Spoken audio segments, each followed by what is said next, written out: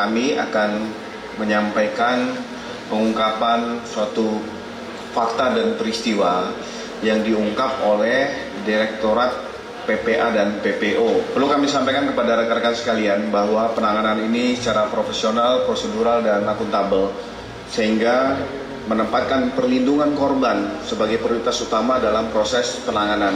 Ada ranah pribadi yang harus kita jaga sehingga tidak menimbulkan traumatik bagi korban maupun keluarganya. Kami perlu tekankan kepada rekan-rekan bahwa informasi yang kami sampaikan ini dapat dipertanggungjawabkan. Kami akan menyampaikan hasil pengungkapan kasus tindak pidana percabulan dan atau tindak pidana kekerasan seksual.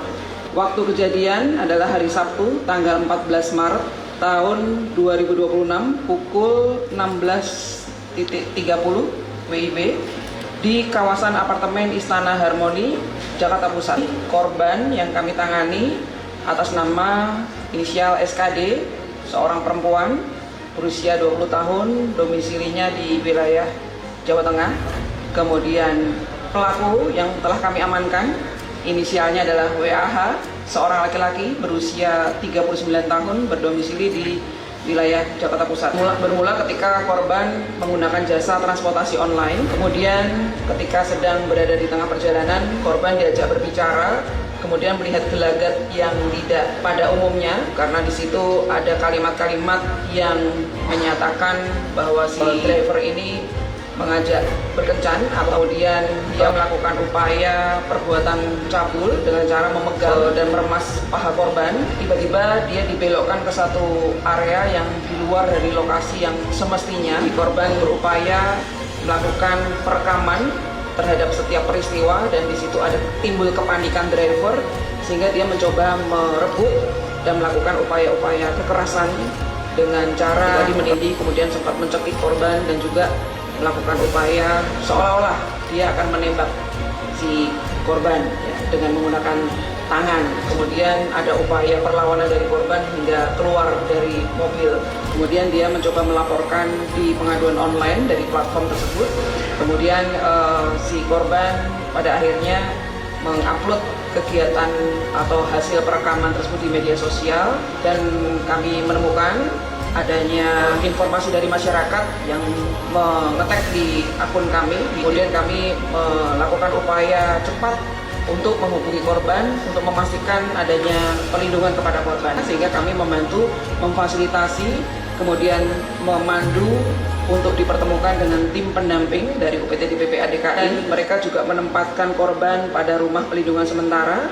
Di dalam proses penanganan tersebut, korban mendapatkan asesmen, kemudian konseling, dan juga treatment untuk pelindungan dan juga pemulihan. Barang bukti yang kami dapatkan di sana, kita temukan ada alat komunikasi, kemudian ada satu unit mobil warna silver, yang mana ketika kami lakukan pemeriksaan dan penggeledahan ditemukan bahwa ada beberapa sarana alat yang digunakan untuk menggunakan narkoba, surat kendaraan dari mobil tersebut, kemudian juga ada kunci kita amankan, kemudian plat nomornya kita temukan juga ada 2 buah obat kuat, kemudian ada 3 buah alat kontrasepsi, kemudian ada alat-alat tadi sabu, ada plastik 32 buah bekas paket sabu, kemudian 1 set pakaian korban yang digunakan pada saat kejadian, dan juga 1 pakaian yang digunakan oleh terduga pelaku ini. Kemudian pasal yang disangkakan adalah pasal 414 ayat 1 huruf B Undang-Undang Nomor 1 Tahun 2023 tentang Kitab Undang-Undang Hukum Pidana, bahwa setiap orang yang melakukan perbuatan cabul terhadap orang lain yang berbeda atau sama jenis kelaminnya secara paksa dengan kekerasan dan atau ancaman kekerasan, maka dipidana penjara paling lama 9 tahun. Kemudian 414 ayat 2 di Undang-Undang Nomor 1 Tahun 2023 tentang KUHP, bahwa setiap orang dengan kekerasan atau ancaman kekerasan memaksa orang lain untuk melakukan perbuatan cabul terhadap dirinya dipidana dengan pidana penjara paling lama 9 tahun. Kemudian kita juga kenakan dengan pasal-pasal di Undang-Undang TPKS pasal 16 ayat 1. Kemudian pada saat dilakukan pengamanan terhadap pelaku, kita temukan bahwa kondisi kesehatan kita lakukan pemeriksaan di Bidokes Polda Metro Jaya. Dengan hasil pemeriksaan tersangka positif menggunakan narkoba jenis sabu. kemudian kondisi korban saat ini masih dalam pendampingan dan penempatan di rumah perlindungan sementara karena masih dalam rangkaian program terus pemulihan dan juga pemberian perlindungan kepada korban.